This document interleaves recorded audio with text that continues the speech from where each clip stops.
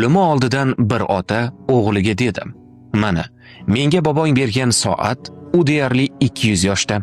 Uni senga berishimdan avval zargarlik do'koniga bor, ularga sotmoqchi ekanligimni ayt va ular senga qancha taklif qilishlarini bil." O'g'il zargarlik do'koniga borib, otasining oldiga qaytib keldi va dedi: "Ular $150 taklif qilishdi, chunki u juda eski." Otasi dedi: "Lombardga bor." O'g'il lombardga borib, otasining oldiga qaytib keldi va shunday dedi: "Lombard $10 taklif qildi, chunki u juda eskirgan ko'rinardi." Ota o'g'ildan muzeyga borib soatni ko'rsatishini so'radi.